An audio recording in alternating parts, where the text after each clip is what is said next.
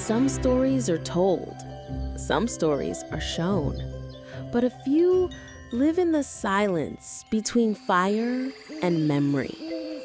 Before books, before clocks, before even names, there were stories whispered beneath the stars. This is one of them.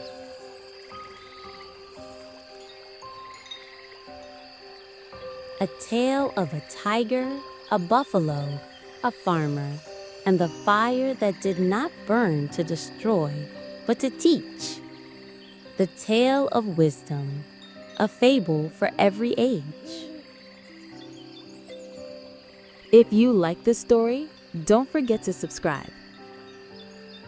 Let's start into the story and the tale.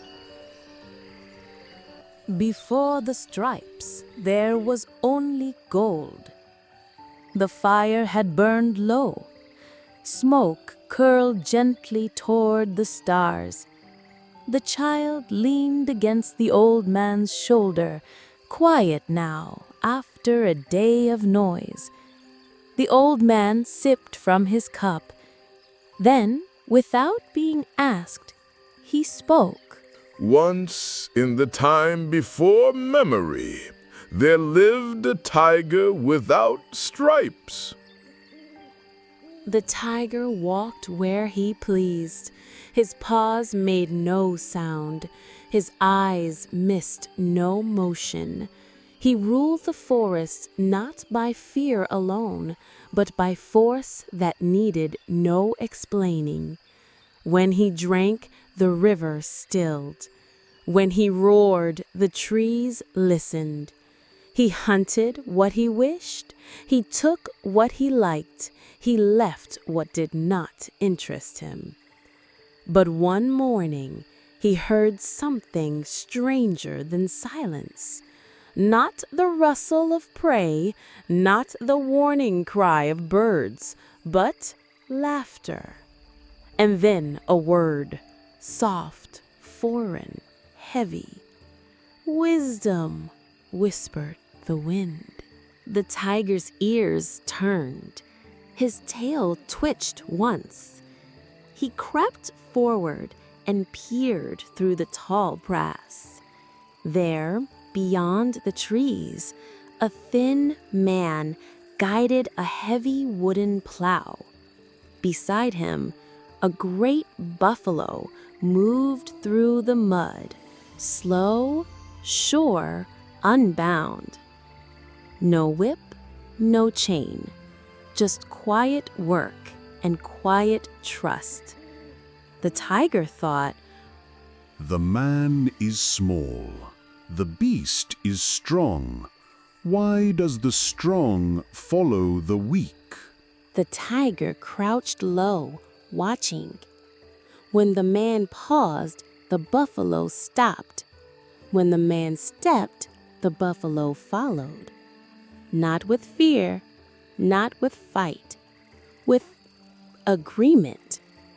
The tiger's brow furrowed. What holds them together, if not claw, tooth, or rope? What power commands without force? And from somewhere, the soil, the sky, or inside himself, the word returned. Wisdom. That night, the tiger did not sleep. He sat beside a still pool, watching his golden reflection. He looked for answers, but found only his own proud stare. He had chased deer, he had chased the wind, but never a word.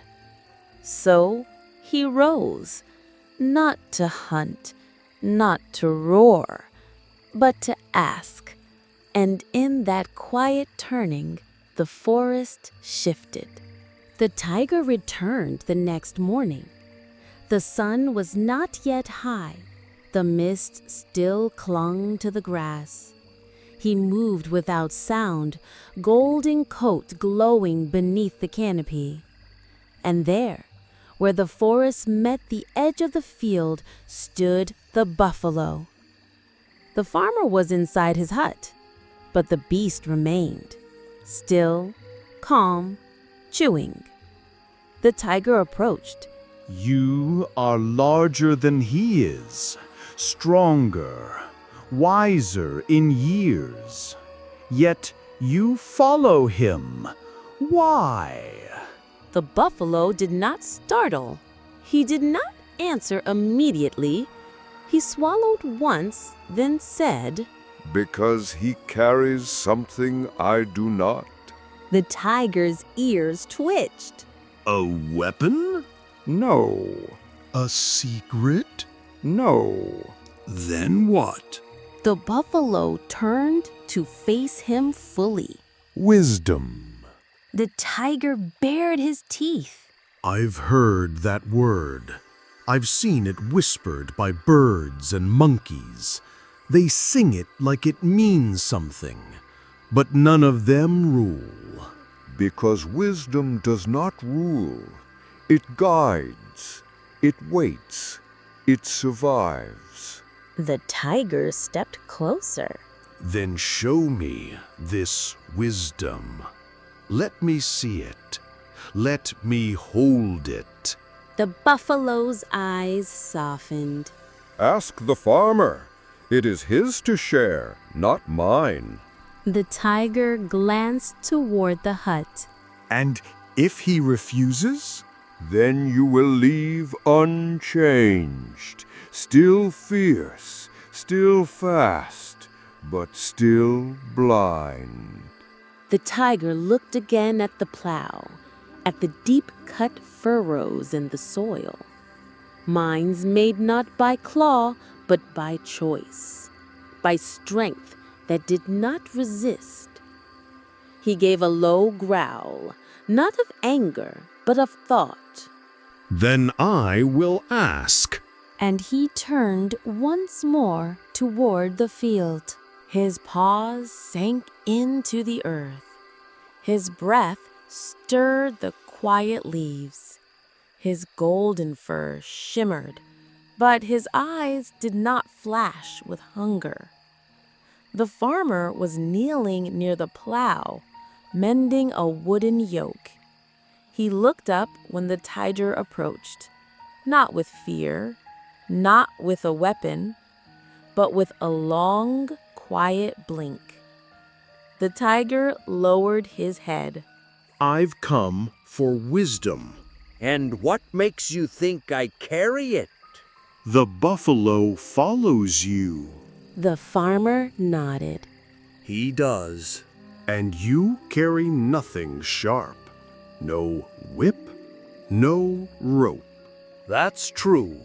Then what holds him? The farmer looked at the tiger for a long moment. He trusts me. The tiger's ears flicked. So, trust is wisdom? The farmer smiled faintly. No, but it's a path toward it. The tiger stepped closer. Show me then. Show me this wisdom. The farmer folded his arms. I keep it at home, in a small wooden box. The tiger narrowed his eyes. Fetch it. The farmer turned, then paused. There's something you should know.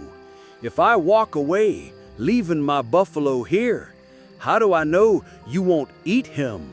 The tiger growled, not loudly, but deeply.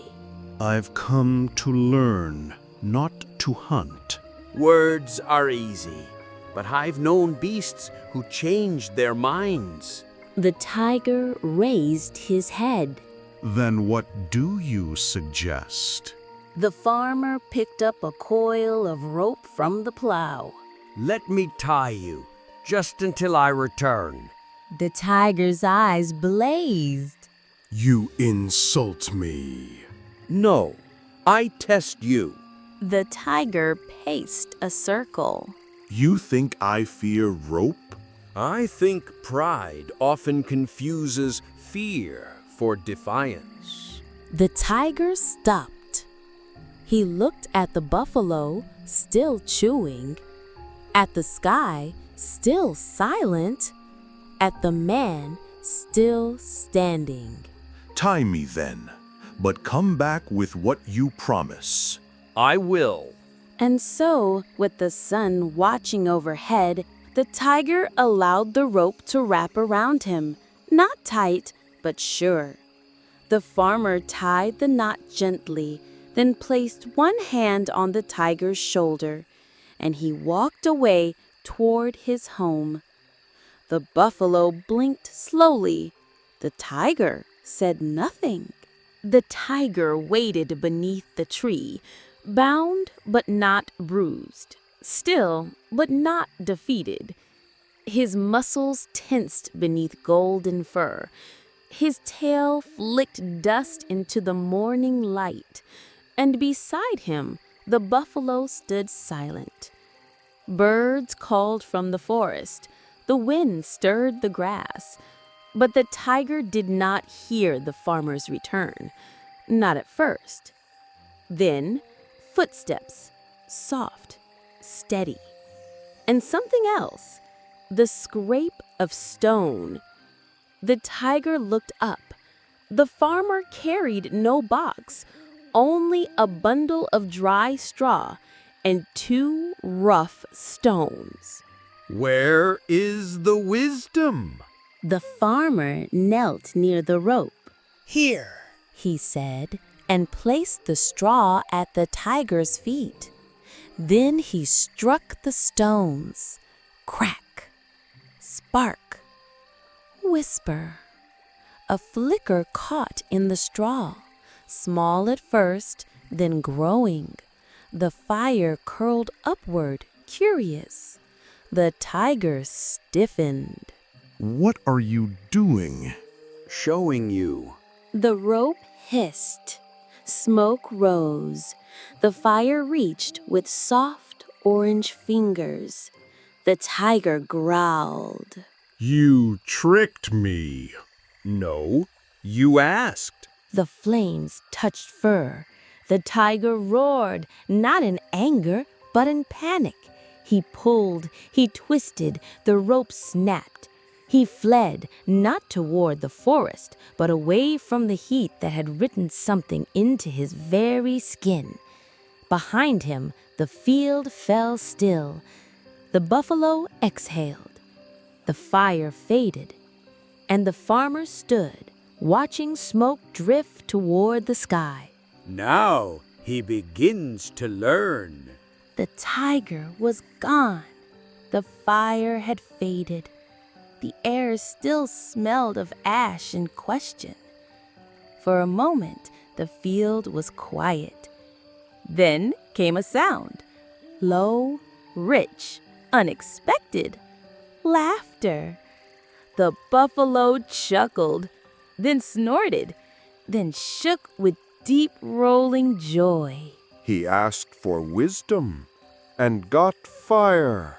He stomped the ground, nearly slipping in the mud. Tied himself like a goat. What a sight!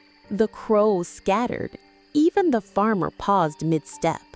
Still, the buffalo laughed, his head tossed back, his mouth wide, until, crack, a sharp sound from within. The laughter stopped.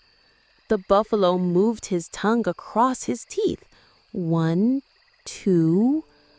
But where his upper teeth had met his lower, now there was only space. He chewed. Slowly. Silently. The farmer approached and placed a quiet hand on his flank. Wisdom leaves its mark on the proud, on the loud, on us all. The buffalo nodded, but said nothing. From that day on, he chewed carefully and laughed rarely. The rope was ash. The fire had cooled. The tiger was gone. But the fields did not return to how it was. Not quite. The buffalo stood beneath the same tree, chewing slowly. He no longer rushed, he no longer laughed. His jaw moved with care, his breath with rhythm, his silence with meaning. The farmer worked as always, hands in the earth, eyes on the sky. But his voice was gentler now, even with the soil. They said nothing of the fire, nothing of the stripes, nothing of the crack. They didn't need to. Even the birds flew a little higher. Even the wind spoke a little less. The ground still bore the weight of something unspoken. Not fear, not sorrow, but a kind of listening. Deep in the forest, far from field and fire, the tiger drank from a still pool. His golden fur had changed. Across his back, dark lines curved and crossed. Not burns, not soot, but stripes. They had no pattern he understood, yet he knew what they meant. They were not scars, they were sentences, written in fire, remembered in silence. He walked now without roar, not weakened, but aware. He still hunted, still leapt, still ruled in shadow, but each step held pause, and each pause memory. Other tigers saw him. They did not mock, they did not ask. But when their cubs were born, some bore stripes before their first growl. No fire had touched them, but the story had.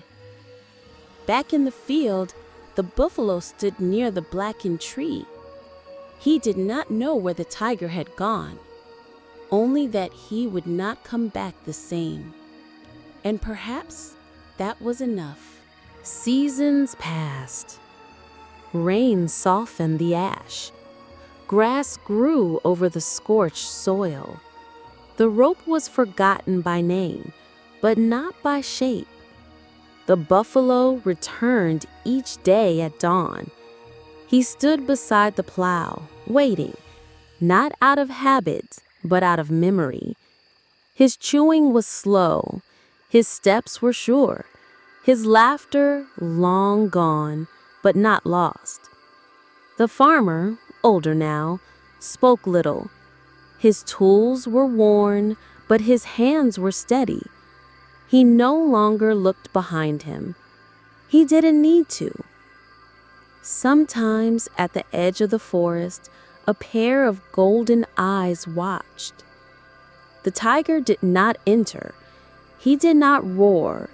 He did not ask, but he watched, and he remembered. No shrine was built, no monument stood, but when children crossed the field, they sometimes fell silent without knowing why. The birds flew softly, the wind moved carefully, and beneath it all, the soil remembered. The fire had burned down to its final glow. The child rested quietly now, curled against the old man's side. Night had thickened around them. Crickets spoke softly.